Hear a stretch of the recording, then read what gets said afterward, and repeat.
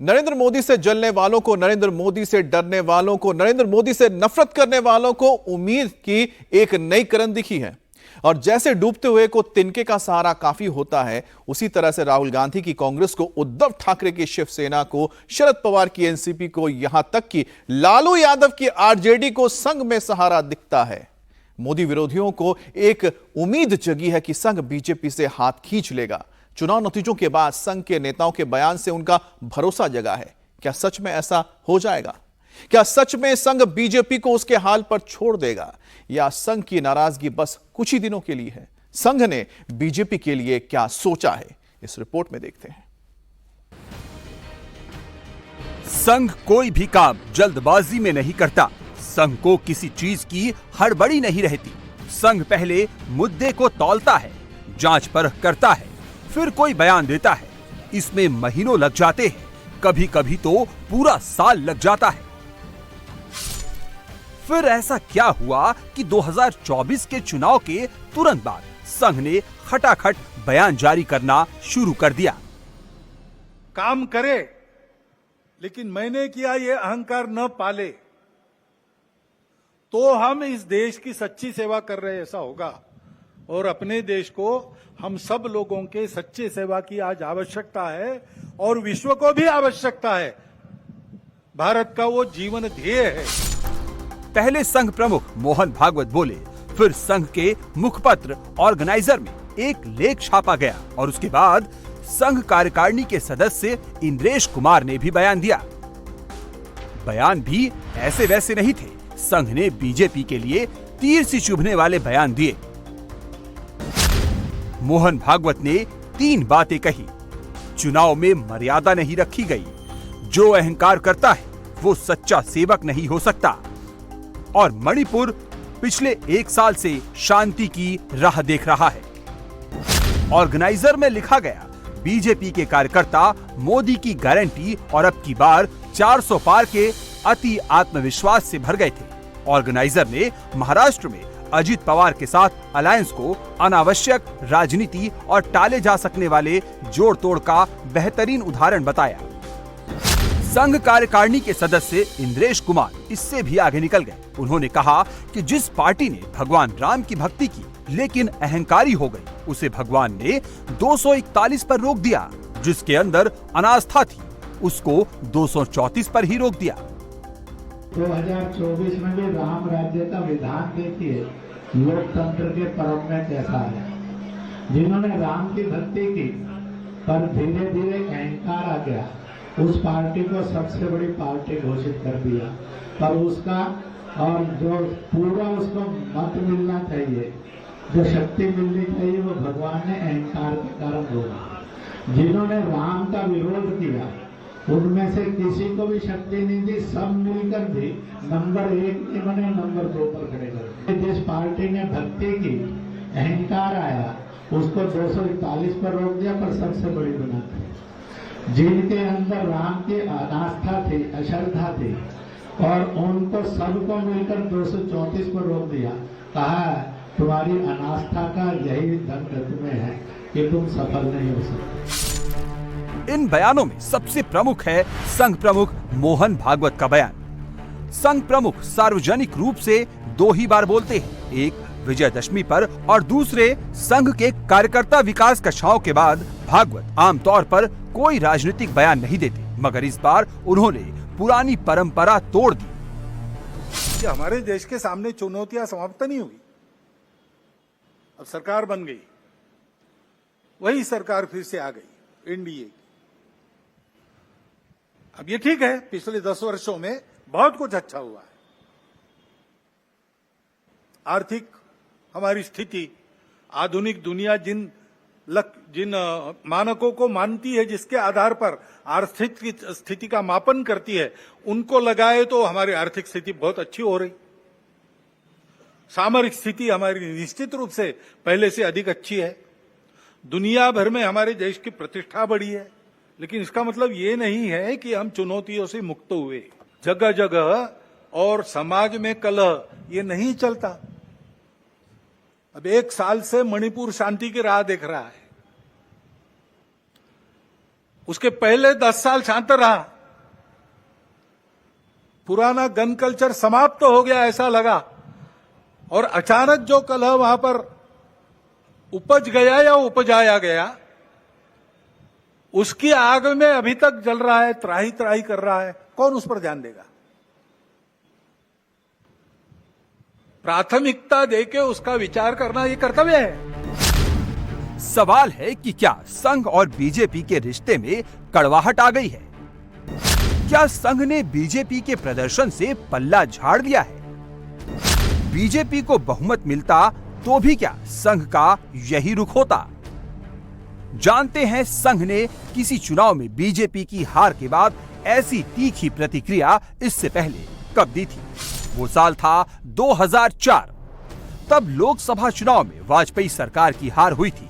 Shining India के नारे के बावजूद बीजेपी सत्ता से बाहर हुई थी और केंद्र की सत्ता में कांग्रेस ने वापसी की थी। तब तत्कालीन संघ प्रमुख केसी सुदर्शन ने अटल बिहारी वाजपेयी की आलोचना करते हुए कहा था, मुझे नहीं लगता कि उन्होंने अपने कार्यकाल के दौरान बहुत कुछ किया। उन्होंने कुछ अच्छे फैसले लिए, लेकिन उन्हें सभी के साथ जुड़ना चाहिए था, लेकिन उन्होंने ऐसा नहीं किया। हमें ये पसंद नहीं आया कि उन्होंने विश्व हिंदू परिषद, बजरंग दल, अखिल भारतीय विद्यार्थी परिषद, भारतीय मजदूर संघ से बातचीत बंद कर दी। अब वाजपेयी और आडवाणी को संन्यास ले लेना चाहिए और नए नेतृत्व को मौका देना चाहिए।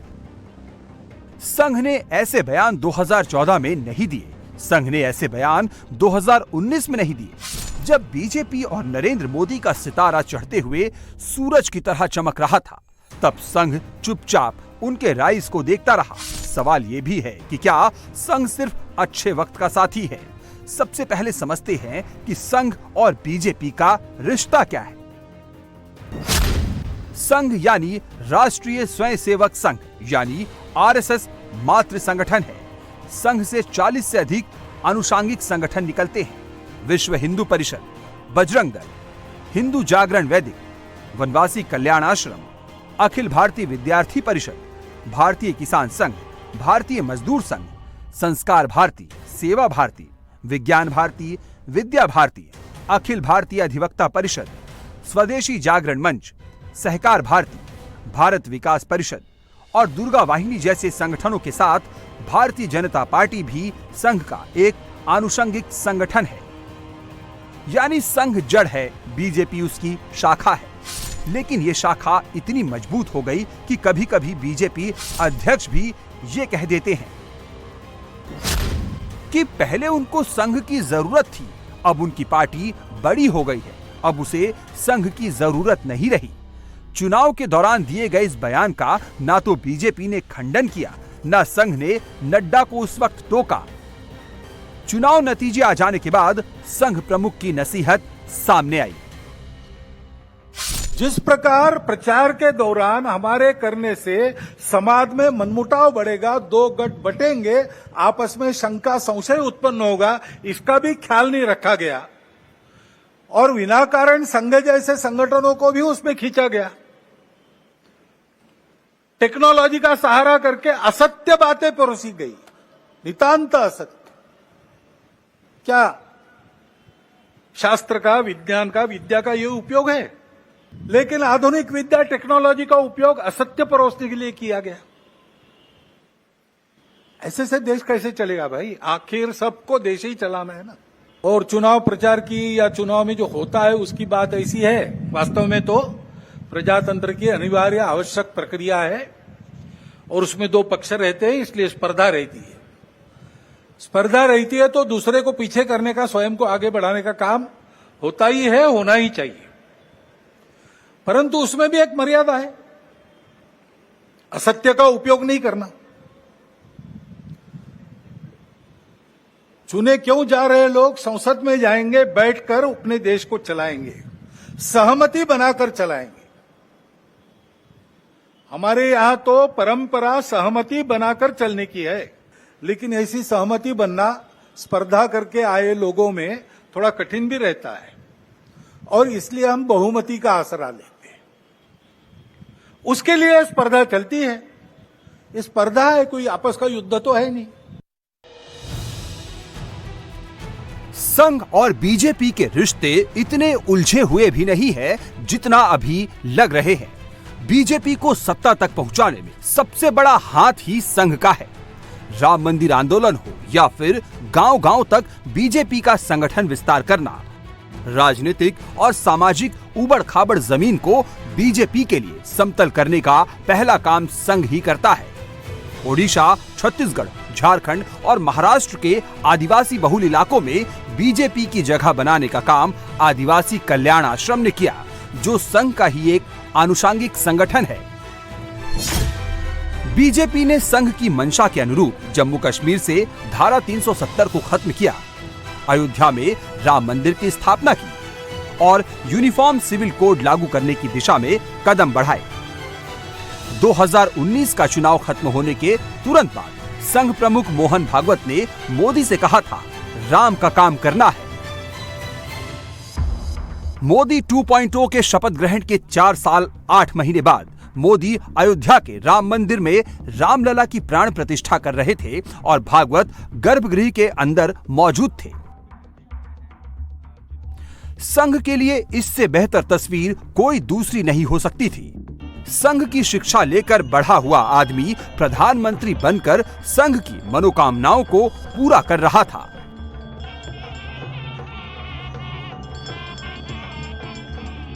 पिछले कुछ दिनों से संघ की नाराजगी के बावजूद मोदी 3.0 कैबिनेट में जेपी नड्डा को मंत्री पद देने की बहुत चर्चा हो रही है।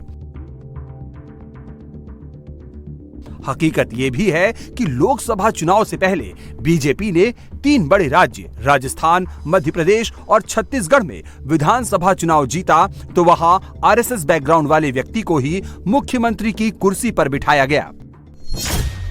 भजनलाल शर्मा आरएसएस की पसंद के कारण ही राजस्थान के मुख्यमंत्री बनाए गए। एमपी के मुख्यमंत्री मोहन यादव बीजेपी में आने से पहले संघ में ही काम करते थे। छत्तीसगढ़ के मुख्यमंत्री बनाए गए विष्णुदेव साय भी संघ के करीबी रहे हैं।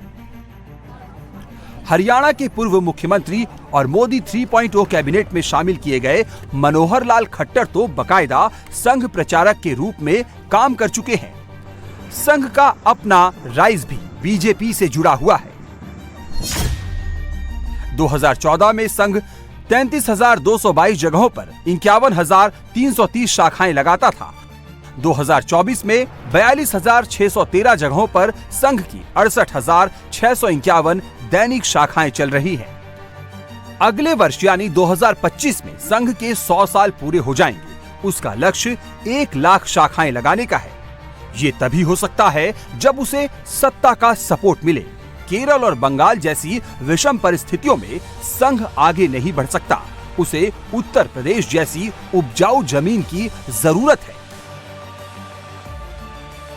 शाखा संघ की प्राथमिक इकाई है। शाखा से संघ प्रमुख तक और संघ प्रमुख से शाखा तक कम्युनिकेशन की एक ऐसी मजबूत व्यवस्था है जो तमाम इंटरनेट, व्हाट्सएप, फेसबुक और इंस्टाग्राम पर भारी है। संघ प्रमुख के बयान के बाद शाखाओं में जो मैसेज गया है वो बीजेपी के लिए बहुत डैमेजिंग है। इसका सबसे ज्यादा असर महाराष्ट्र में दिख रहा है, जहां अजीत पवार के साथ बीजेपी के गठबंधन को लेकर संघ के मुखपत्र में तीखे सवाल पूछे गए हैं। 10 साल में हमने देखा इस देश में सिर्फ अहंकार ही अहंकार है।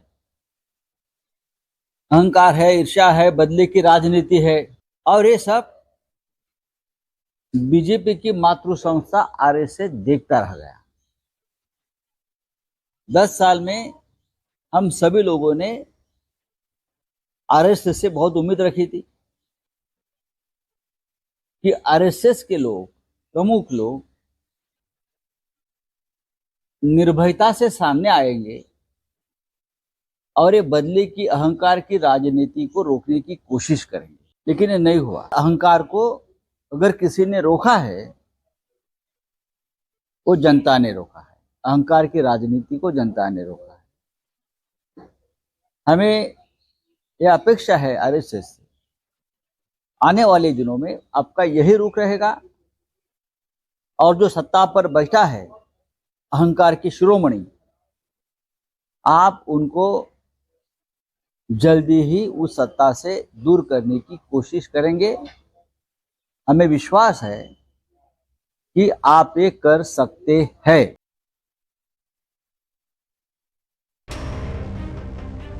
ऐसा बिल्कुल नहीं है कि संघ और बीजेपी के रिश्ते इतने खराब हो गए हैं कि संघ अब बीजेपी के लिए कोई काम ही नहीं करेगा। महाराष्ट्र को लेकर संघ की क्या सोच है, ये बताया जा चुका है। बीजेपी को अब उस पर अमल करना है। संघ की नजर यूपी के अगले विधानसभा चुनाव पर है। गोरखपुर में चल रहे संघ के शिक्षा वर्ग में मोहन भागवत ने संघ के प्रशिक्षार्थियों को नया टास्क दे दिया है। 2025 संघ का शताब्दी वर्ष है। संघ की स्थापना के 100 साल पूरे होने वाले हैं। शताब्दी वर्ष में ही संघ यूपी के हर गांव तक पहुंचना चाहता है। मोहन भागवत ने कहा है कि यूपी के हर गांव में संघ की एक शाखा होनी चाहिए। गोरखपुर, कानपुर और अवध क्षेत्र के लगभग 280 स्वयंसेवक विकास वर्ग में हिस्सा ले रहे हैं। ये अपने अपने इलाके में सक्रिय रहने वाले लोग हैं। गोरखपुर क्षेत्र को छोड़ दें तो काशी, कानपुर और अवध क्षेत्र में बीजेपी का चुनावी प्रदर्शन अच्छा नहीं रहा है। भागवत उन्हीं क्षेत्रों में संघ को मजबूत कर रहे हैं। संघ मजबूत होगा तो क्या होगा? इस प्रश्न का जवाब यही है कि संघ मजबूत होगा तो बीजेपी को ही बल मिलेगा। संघ बीजेपी के लिए रबर स्टाम्प हेडमास्टर नहीं है, संघ मार्गदर्शक है। संघ उसी भूमिका में काम कर रहा है।